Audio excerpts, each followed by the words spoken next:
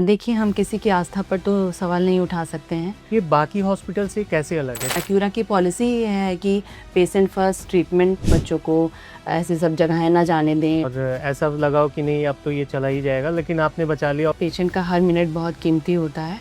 क्या हम इस पे अवेयरनेस प्रोग्राम कोई ऐसा हमने सिस्टम ही ऐसा बना के रखा है, ज़्यादातर ठीक होकर के जाते हैं हम। कि छोटे शहरों में जो हॉस्पिटल्स हैं उसमें ट्रीटमेंट जो है एडवांस नहीं मिल पाती है? परिजन बहुत परेशान होते हैं, उनको लगता है कि अरे ये हमारे साथ भी होता था। हमारा शरीर पहले से संकेत दे रहा होता है।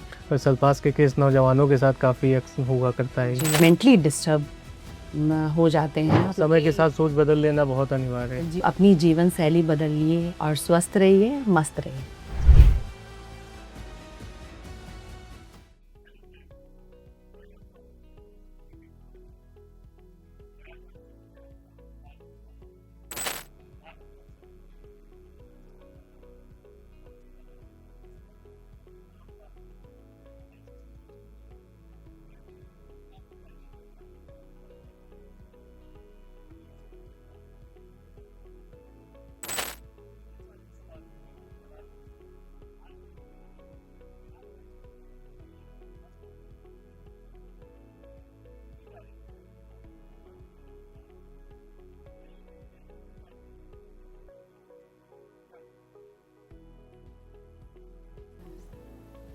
तो मैम, जैसा अभी हमने बात किया कि आपदा किसी के भी घर में हो सकती है, तो ये सिचुएशन ऐसा होता है, तो जब हमारा अटेंडेंट हमारे मरीज को लेकर हॉस्पिटल पहुंचता है, तो क्या वो पेपर वर्क में उलझ के रह जाता है या फिर पहले हमारे मरीज पे ट्रीटमेंट स्टार्ट होती है?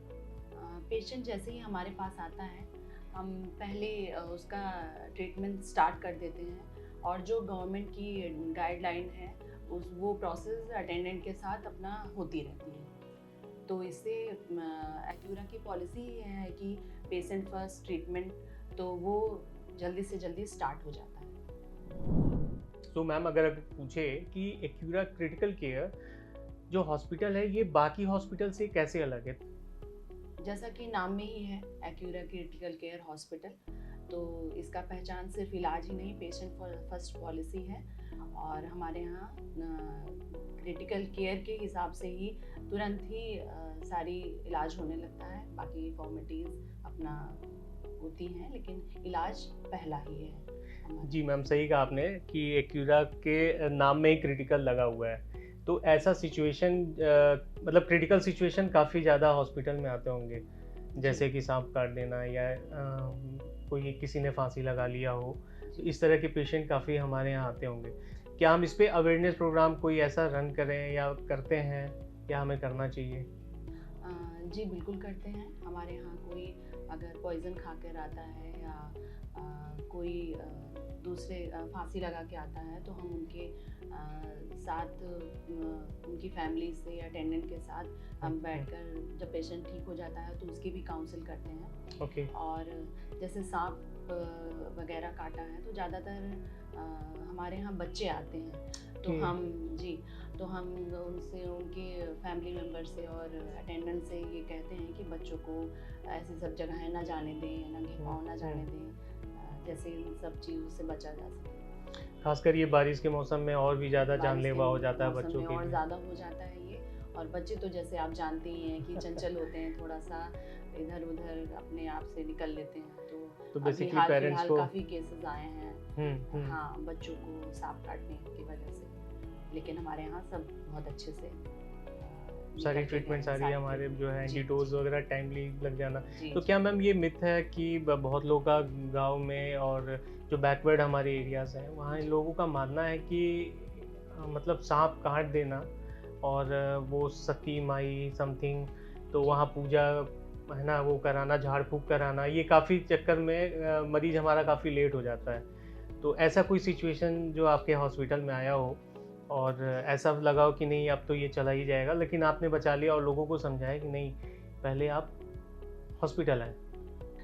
देखिए, हम किसी की आस्था पर तो सवाल नहीं उठा सकते हैं, लेकिन हम यही कहते हैं अटेंडेंस की जो है, अगर किसी को सांप काटा है या तो वो तुरंत हॉस्पिटल ले आएँ। पहले उनका ट्रीटमेंट स्टार्ट हो जाए, उसके बाद उन्हें जो कराना है, पूजा पाठ या जो भी वो कराना चाहते हैं वो अपना कराते रहें। पहले उनको एंटीडोट लग जाए, वो हमारे हॉस्पिटल आएँ या कहीं जाएँ, लेकिन सबसे पहले उनका इलाज तुरंत शुरू होना चाहिए।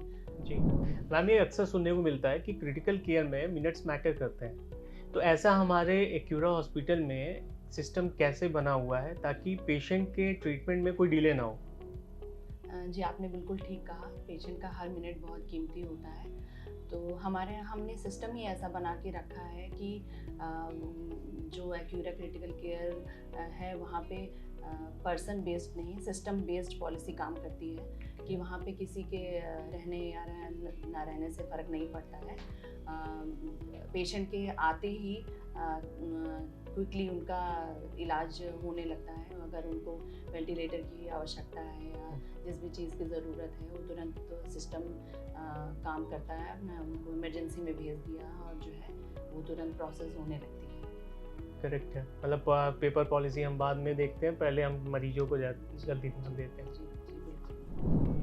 मैम, कई लोग का ऐसा कहना होता है कि छोटे शहरों में जो हॉस्पिटल्स हैं उसमें ट्रीटमेंट जो है एडवांस नहीं मिल पाती, इसीलिए लोग शहर की तरफ भागते हैं। तो इस सोच को हम किस तरीके से झुठला सकते हैं? ऐसा क्या हमारे हॉस्पिटल में होता है जिसकी वजह से ये हम लोगों तक बता सकें कि ये सोच अब बदल चुकी है, अब हम छोटे शहरों में भी एडवांस ट्रीटमेंट के साथ आगे बढ़ रहे हैं?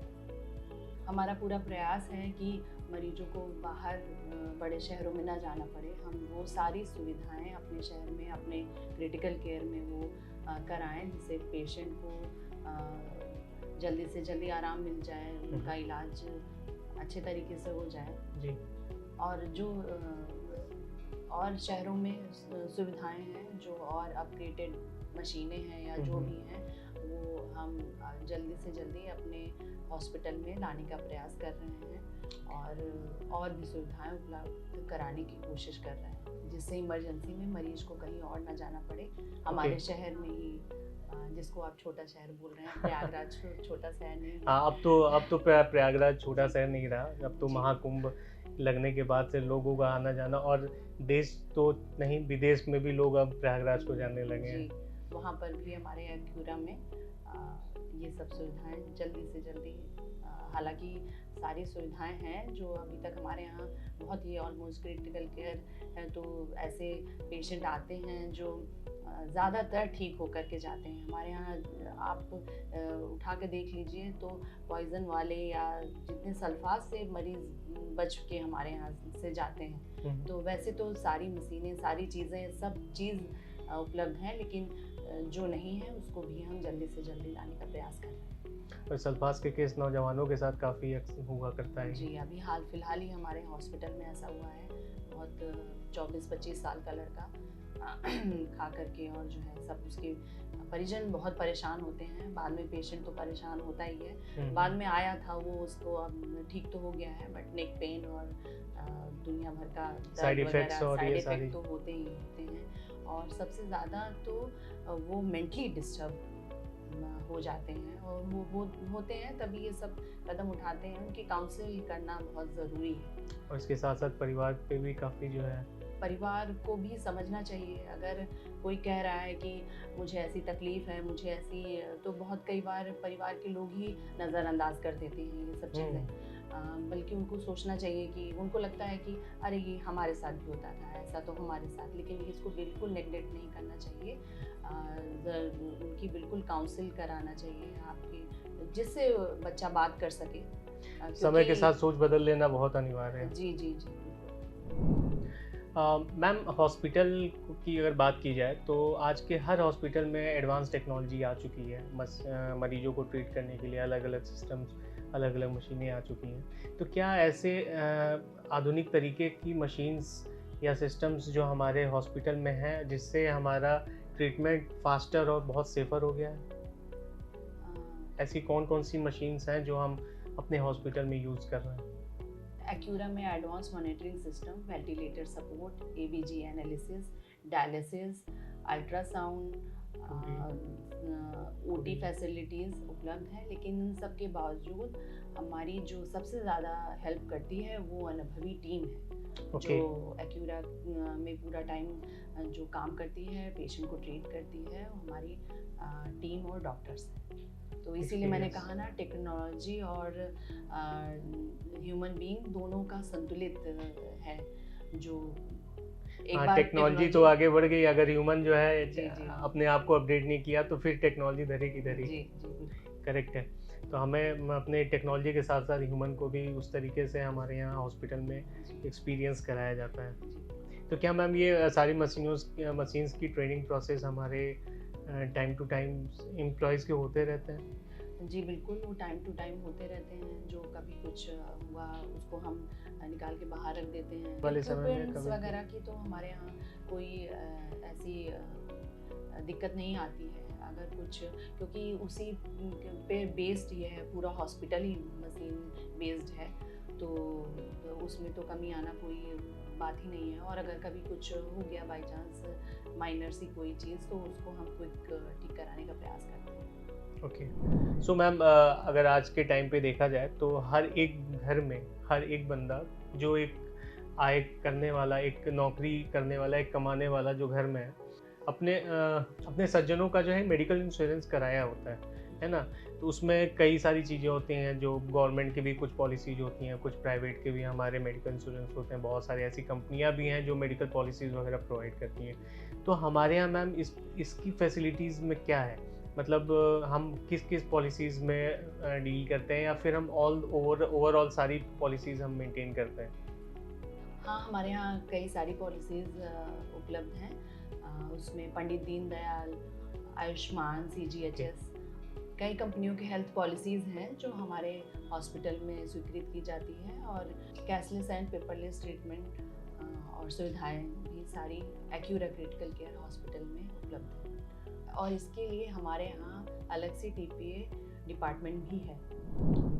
मैम, हमारे यहाँ जैसे हॉस्पिटल में नाम ही हमारा है एक्यूरा क्रिटिकल केयर हॉस्पिटल जी। तो यहाँ सिर्फ क्या क्रिटिकल सिचुएशन वाले ही मरीज आते हैं, या फिर हमारे अन्य डिपार्टमेंट के जैसे बच्चों के या गायनेकोलॉजिस्ट हमारे यहाँ डिपार्टमेंट होते हैं, बच्चा पैदा होने के बाद भी हमारे यहाँ NICU डिपार्टमेंट, ये सारी डिपार्टमेंट भी हमारे यहाँ हैं, या फिर सिर्फ हम क्रिटिकल सिचुएशन पे ही डील करते हैं?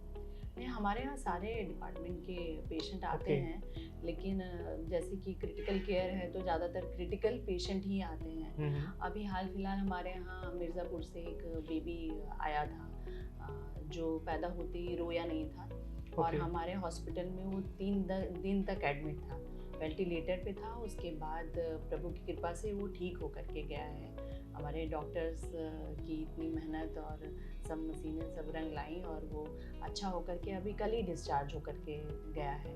NICU में एडमिट था वो इतने दिन तक। तो ये सब सुविधा होने का यही फ़ायदा हो जाता है कि जो पेशेंट थोड़ा दूर हैं, जो छोटे शहरों में हैं, वो प्रयागराज के आसपास के एरिया के, वो भी हमारे यहाँ आकर के यहाँ की सुविधा ले सकते हैं। और वो बहुत सारी ब्लेसिंग्स और उसके हैप्पी होकर के हमारे यहाँ से गए। जैसा कि नाम में क्रिटिकल केयर है, तो इससे बहुत बार लोग डाउट में आ जाते हैं कि सिर्फ क्रिटिकल पेशेंट ही जाएं जो एकदम मरणासन स्थिति में हो। तो ऐसा बिल्कुल भी नहीं है। किसी को कोई प्रॉब्लम हो, गायनी की हो, ऑर्थो की हो, या और भी कोई, जैसे हमने कहा कि NICU में बच्चे, हर तरह की सुविधा है, हर तरह के डॉक्टर हैं। तो सभी प्रकार के पेशेंट आते हैं हमारे और आ सकते हैं जिनको ज़रूरत हो। मैम, आज ये अगर कोई पॉडकास्ट देख रहा है और अपने हेल्थ को इग्नोर भी कर रहा है, उसके लिए आप ऐसा क्या कहना चाहेंगे जो अपने हेल्थ को इग्नोर ना करे, और पॉडकास्ट के माध्यम से और लोगों को भी ये चीज़ें बताएं कि हेल्थ कितना इम्पोर्टेंट है आज के डेट में? आपके इस पॉडकास्ट के माध्यम से मैं ये कहना चाहती हूँ कि हमारा शरीर पहले से संकेत दे रहा होता है कि कहीं शरीर में कोई कमज़ोरी है या कुछ है, और हम उसे लगातार इग्नोर करते रहते हैं। तो अपनी जीवन शैली बदलिए, हेल्दी खाइए, हेल्दी रहिए, रेगुलर चेकअप कराइए और स्वस्थ रहिए, मस्त रहिए।